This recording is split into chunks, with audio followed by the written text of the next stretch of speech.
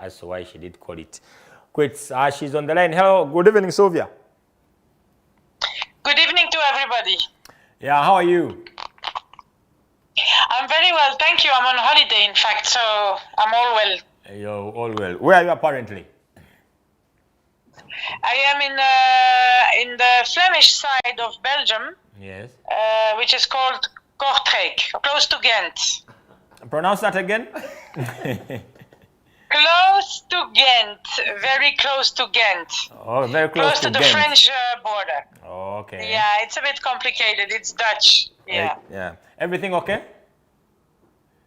Everything is very well, thank you. Okay, how are you spending your holiday? Fine, just relaxing, going for some physical checkups. Yesterday and the day before yesterday, I was in the French-speaking side of Belgium on the Formula One circuit of Spa-Francorchamps. Very nice to see that circuit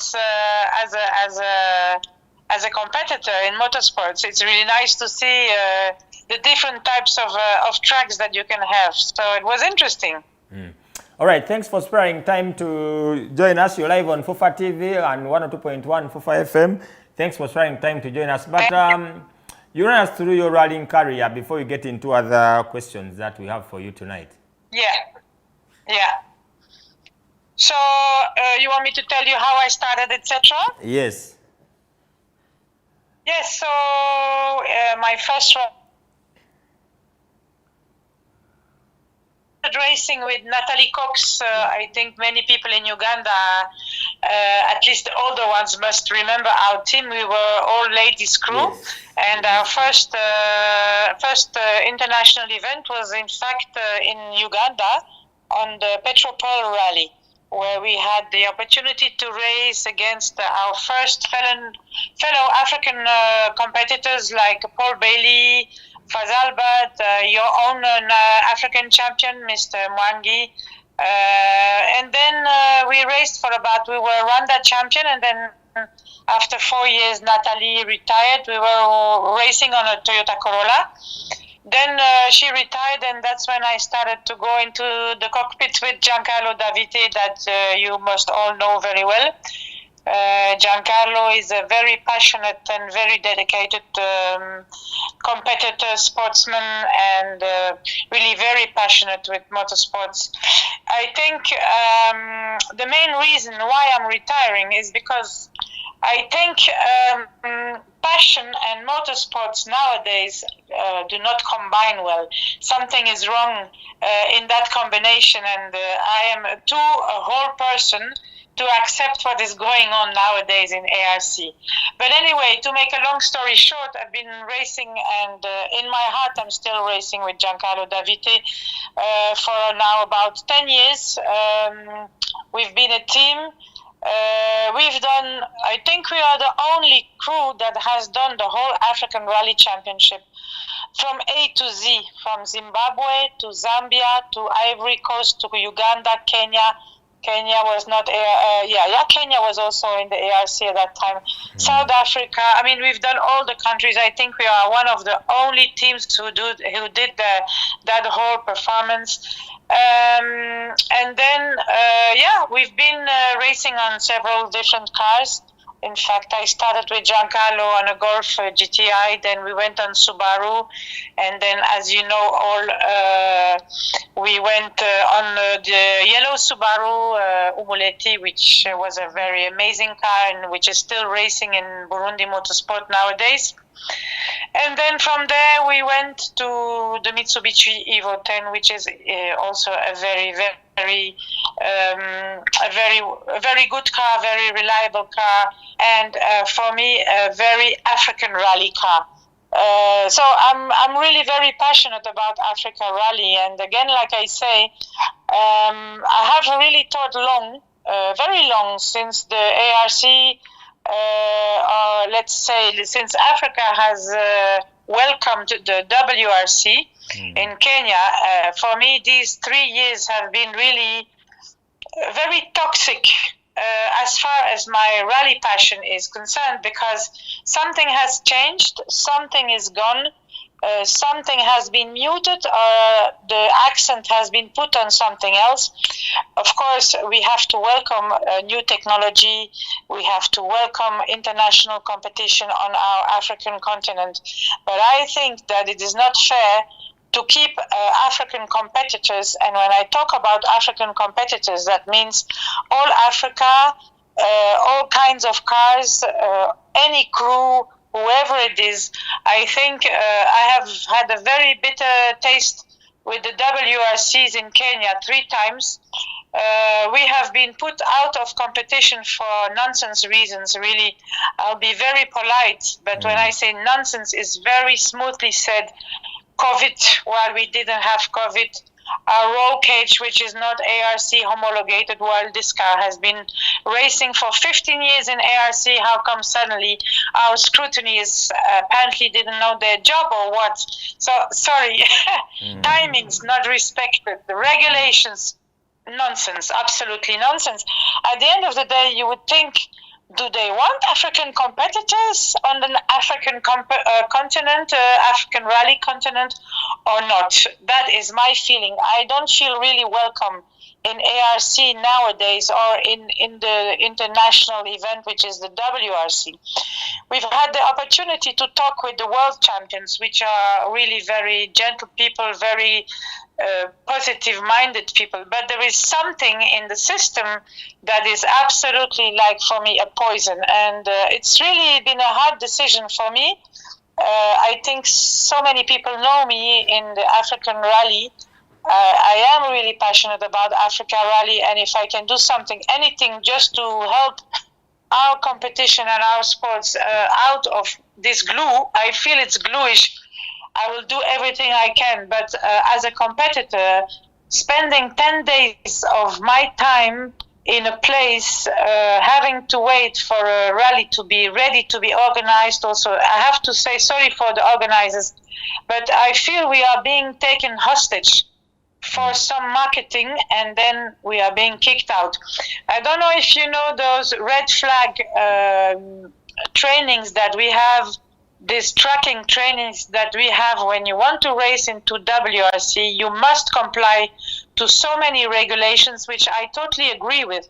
But when you start hearing about red flags, which is done for security, and that you are being red flagged just to keep you out of the good times, because this is what the reality says, there's something wrong. I mean, I cannot understand that I'm racing in a WRC on the second day, or let's say Friday, there are 12 stages, and out of the 12 stages or 9 stages, you're getting 6 red flags. Means you're not even racing 50% of the track of that day. So something is wrong. While there's no hazard on the road, there's nothing dangerous. You know, we've done rallies for 25 years.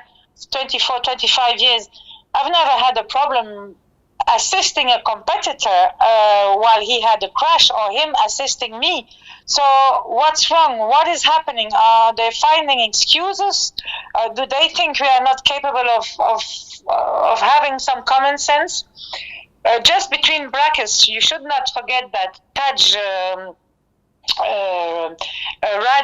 Tejvi Raj had a very bad crash during a WRC event in Kenya, and the rules of WRC safety were not applied at that time.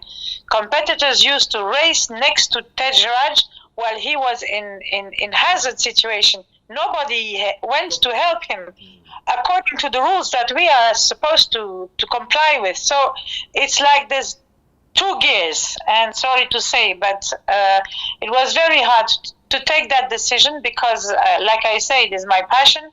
I've given so many years of my life to rally in Africa, and it is I think it's the best decision, because I might become angry, and it's not good, nor for me, nor for the other ones. It's better to stay calm. But of course, there is so much that I will probably miss. First of all, my fellow competitors of African rally. Now you are Ugandan media.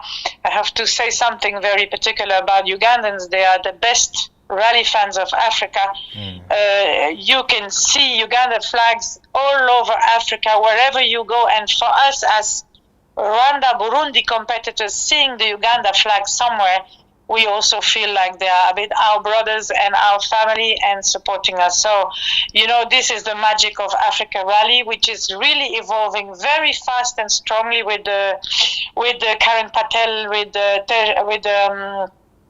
Jas now, who has bought an R5, and the new generation. So this is something really I'm very happy with. I just would like to wish that things can really go in a fair sportsy way, and that for us it's very difficult because we have been ARC drivers for the last 10 years, and suddenly we cannot be ARC driver because of a technical issue on our car, which is a car that has been through ARC scrutinying all the time with the plus plus. So what's the problem now suddenly? Is it because it's a Mitsubishi? Is there something that we did wrong? You start feeling paranoid. You start feeling, what did we do, for God's sake, for being treated like this? And like I said, there's another point that I have seen that has changed towards the past is it's the organization of the rallies. Of course, yes, there is some organization, but I can tell you, if you go back 10 years ago, 8 years ago, 7 years ago, you go in Zimbabwe, Zambia, South Africa, Uganda even, which was always known as a bit tricky, but still, we used to go to Tanzania. The rallies were really better organized than they are now. For me, a timing is compulsory for a driver and also for an organization. Listen very well to that sentence. Having to wait 2-3 hours in front of a stage because they are late, because they are not ready, I'm sorry, I cannot go with that either. I think we all have our responsibility. I myself as a navigator, Giancarlo as a team manager, our mechanics as mechanics, and I think organizers have to know that if there are no competitors, there will be no more rallies. They should not forget that also. We can be a means of marketing, but do not use us as a doll or as a toy, because I'm not going with that system. Okay. Did you thanks for that. You've raised a number of issues. Did you try to raise some of those issues with those in administration in the different countries you've gone to? Yes, it's a good question. Very good question. I haven't stopped talking about this with so many people, and there is a big silence. Now, I have to say also, I'm a different person than the majority of competitors. I'm a woman. We are more sensitive to injustice, I think. And when you talk or you raise an issue and you get a silence back, that is, the answer says, shut up. Nobody can shut me up. That's one thing. So honestly, I have raised it once, by the way, last year in Uganda. During the driver's briefing, I was a bit rough and maybe a bit tipsy, but maybe rough because I couldn't stand what was going on, seeing what was going on. But when I raised the issue, there's no feedback. Let's talk about, we couldn't start the WRC, the first WRC, because we were supposed to be COVID positive. We have been tested 5 times in 4 days. We were tested even 1 hour before the start of the WRC Kenya. There at the KICC, between dustbins of a rotten restaurant, doctors confirmed we are COVID negative. But we were put into the rally car with 2 army people, Kenyan army, not allowing us to come out of the rally car as if we were thieves. And nobody told us what is going on. We were considered like being, infected, while we were COVID negative. There was something very, very vague about that situation. And as long as there is no public, apology to our team, I will never accept what was done to us.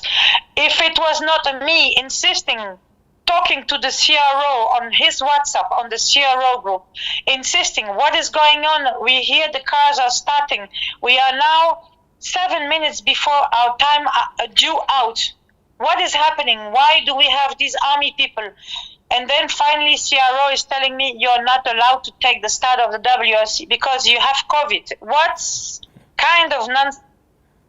I mean, this is really absolutely disrespectful towards a team who has been applying, following the rules, and we never had any apology because it's a big mistake, it's a big wrong. After the start of the rally, everybody left, and suddenly we stayed there on KICC for 2 more hours waiting because we respect the rules.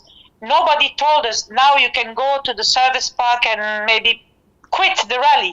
We went by ourselves. We went back to Naivasha. We did another COVID test. We were all negative. We decided to quit. The information we got is that one of your mechanics was COVID positive. That's why they deterred from competing. You know, that's what was being said. We came from Rwanda. I think Rwanda at that time was the most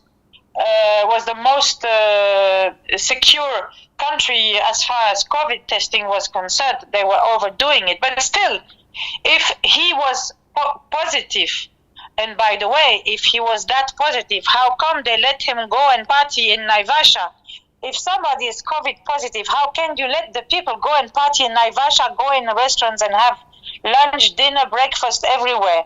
And if he was that positive, we had requested mechanics from our fellow teams. Mr. Azad Anwar had offered us 4 mechanics COVID negative. All the crews of Kenya told us, please take some mechanics of ours, but we couldn't take the start. We were on the start list on the scrutiny ring. We were on the start list for Thursday, Kasarani. We were on the start list of KICC, and 6 minutes before the start of a WRC, do you hear what I'm saying? Yeah. This is nonsense. This is absolutely nonsense. Do you attribute that to, is it witch hunt? Sorry? Would you attribute it to witch hunt? I don't hear you well. Would you attribute what you went through to witch hunt? Were they witch hunting your crew? I don't know. I mean, it was really absolutely strange because we've all been in lockdown, been all isolated for 1 year, let's put it this way. And for us, the WRC was really especially that WRC, the first one, was a dream come true. Again, I'm not talking for me, I'm talking for my driver who's like a little boy who was making his dream come true. And we did everything according to what was expected from every team. We went to the COVID tent as soon as we reached Naivasha. We all got a bracelet. We were all okay. So if there is a doubt about something, I really communicated us, this is a problem, and please solve the problem. Instead of that, we were really being left like we are thieves and that we are going to. And honestly, I myself, as a competitor, I didn't know anything about all that. So I feel, why is it like that? But then again, the next year, it's now the roll cage that is not homologated.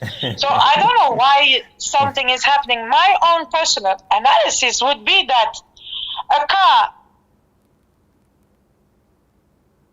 with the Mitsubishi or us with the Mitsubishi doesn't fit into that picture. Let me put it vast. Mitsubishi Evo 10 doesn't fit into the R5 picture. It's my final analysis because I can think of something different. All these red flags, how can you do a WRC event? You start the competition, you are not even halfway in the stage and you get a red flag. We got a fake red flag in Tanzania. This is what caused the crash afterwards, because I went to the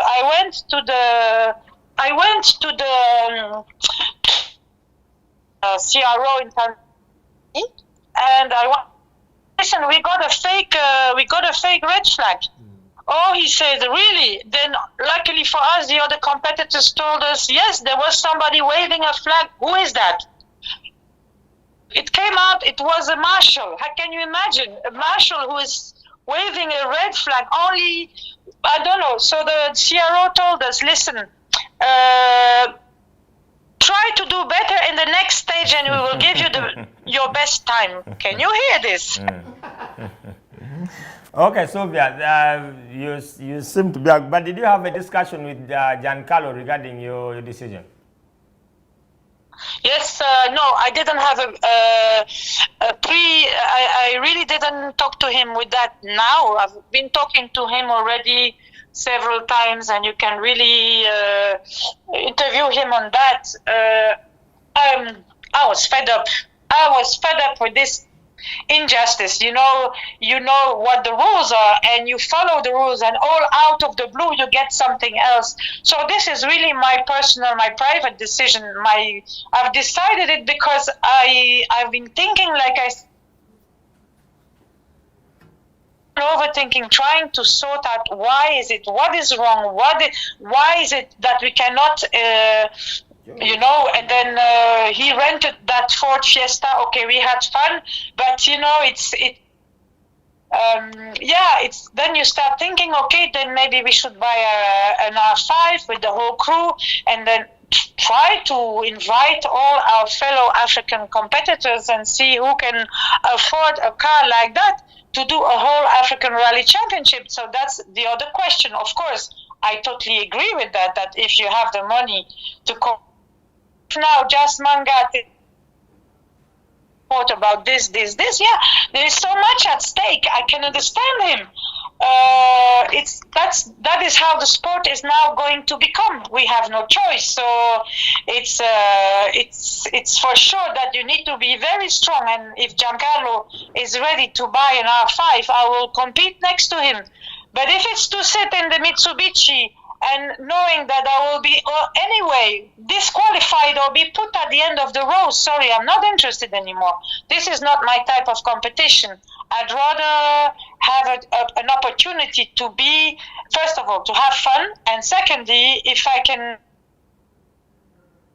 I'm sure we can really have fun, but you have to let us have fun.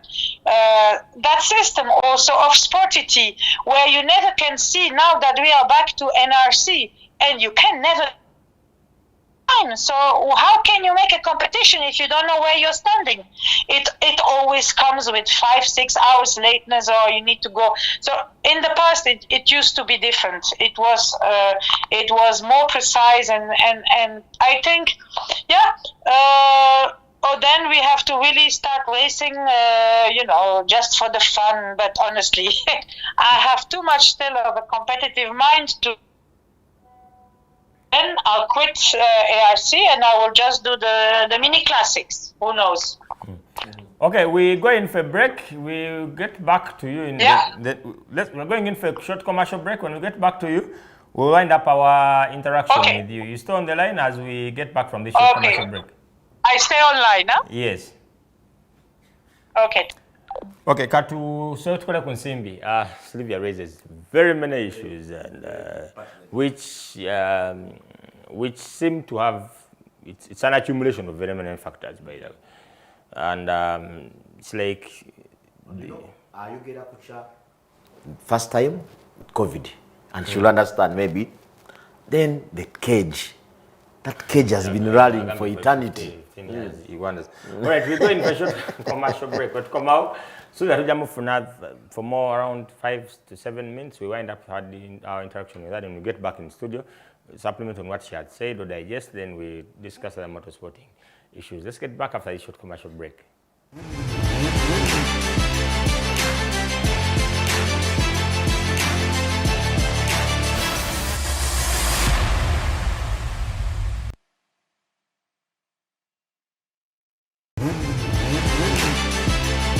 All right, we'll be back from that short commercial break. It's a Podium to be back every single Monday from 10 p.m. to midnight as we preview and review everything of motorsport on the local scene, the African scene, as well as on the international scene, into our last segment of today's show, which happens to be 30th day of October 2023. Mganange Ham wa International Rally Forum mwebale kubeerako naina ye Rwanda. He's an ardent motorsport fan, and aina byatugamba ku Karan Patel. Amerwa Constant nagenda kuloni Alabi kali kuloni wa Kalanda. Wakarana anazero kudda. Okay. Costa agenda kuvuga Fort Portal Hamo. You are welcome koma wewe ka. All right. Still on the line with Sylvia. We've been digesting there a lot, and let's get back with her then concluding this segment. Then come back digest what she's talked about as well as other issues in your career of Vampiro Congolese second World Rally Championship title in Aero. Hello, Sylvia. Still there? Yes, I'm still there. I'm still there and listening to you. Okay. We're speaking a local language called Luganda. You've been in Uganda sometimes. Have you learned? I like it. I like it very much. Are you cognizant of any Luganda word? No, I don't speak it, but I'm trying to understand a little bit. You're trying to understand. If we want to say hello to you in Luganda, we say Oriotia. Can you say that again? Oh, I don't hear it well. How did you say it? I didn't hear well. Oriotia. Oyucha. In French it is bonjour. Bonjour. Jambo. Okay, thanks for spending time and joining us. It's really been very good interaction. I'm getting a lot of feedback regarding our earlier interaction with you. But the question is, I have a panelist called Albert Ofong. He's asking, you've sat in two different cars, the N11 and the Evo X. Which one is a better car?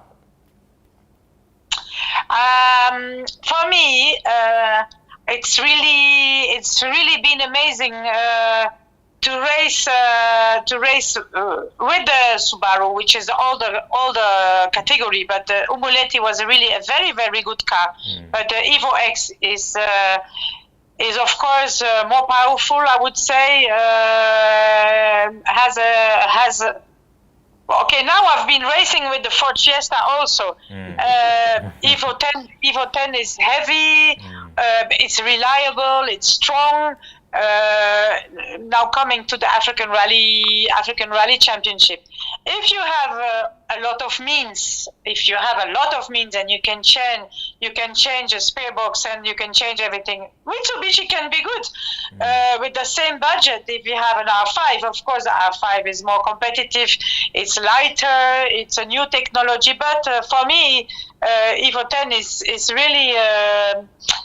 it's a very stable. It's a lot of stability. It's reliable. It likes the African roads. It eats the African roads well. If you have a good team, and I think we are not the only one racing in Evo 10. I think it is still for the African competitor, I would say, who has average means to race in African Rally Championship, because this is also, of course, a factor now that we need to bring up. It's the money, it's the cash that it demands to do a whole ARC championship.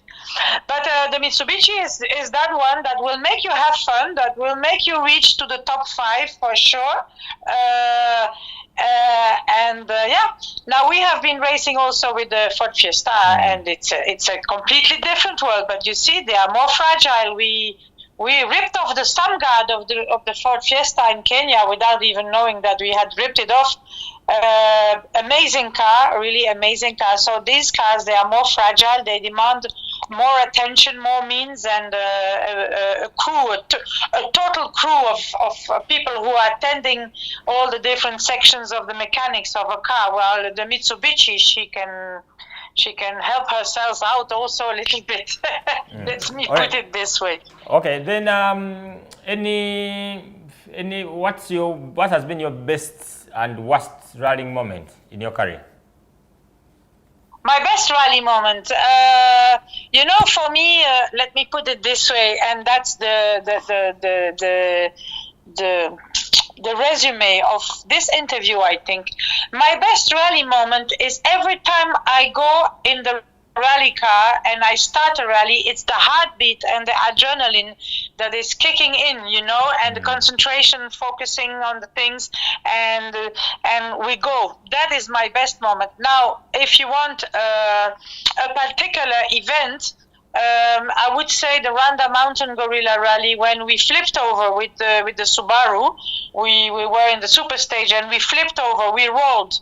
and I had a broken leg. You know me, it's a habit to have broken arms and legs. I don't know why, but I had a broken leg. We flipped over, we rolled.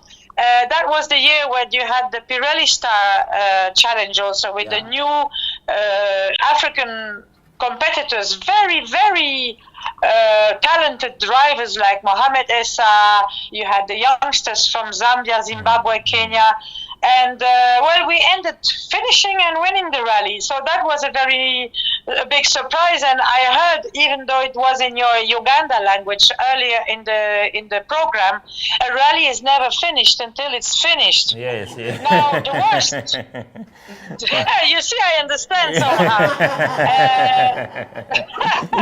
The worst is the one that we rented a Mitsubishi Evo 10 from Guy Corsul in Ivory Coast, and we really did very well. We were leading the rally by more than 12 minutes, and we hit a rock, which was not really in my notes, but we hit a rock on a quite flat out track.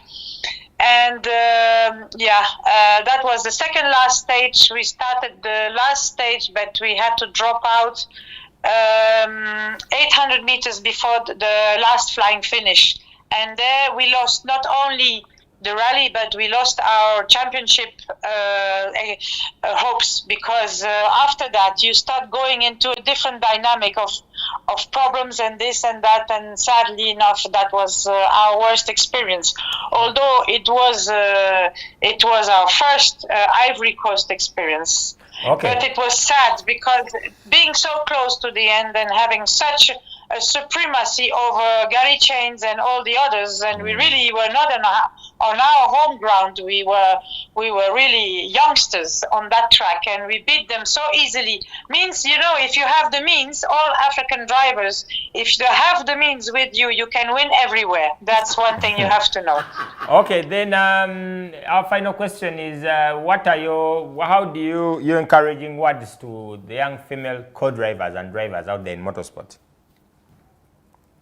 Well, can you repeat the question, please? Your encouraging words or words of encouragement to the female competitors out there. I got you. Yes.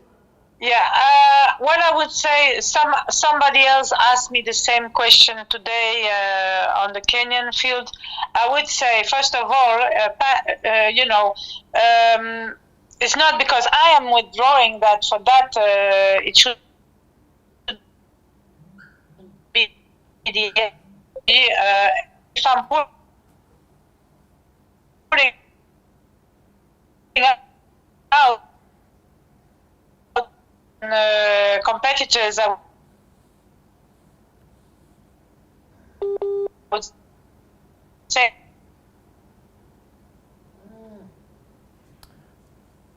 competitive as the young guys.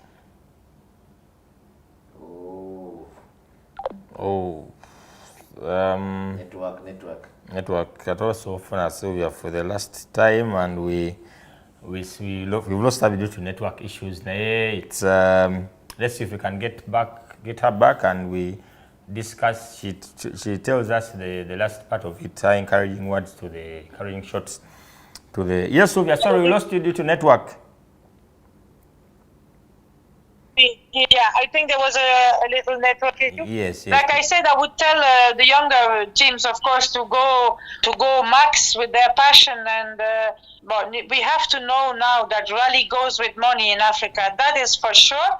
But maybe coming back to what I said, if women could also get some sponsorship, if we could have ladies crews or more mixed teams on the high level, like you can find in South Africa, that would be also very nice.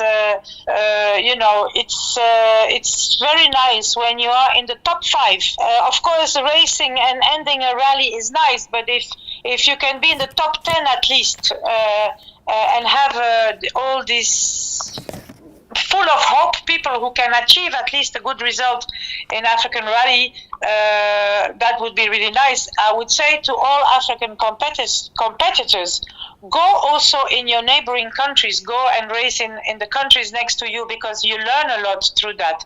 You learn the different types of roads, you learn to get to know the rules, the regulations, to get to know how to organize your team, etc., etc. So yeah, that would be my encouragement, and of course that the fun stays there, that everybody is safe, and that we can have also many spectators on all the rallies like we've had the opportunity to see in the last few years. And that I have to say, the WRC has had a big positive impact for that as far as spectators is concerned.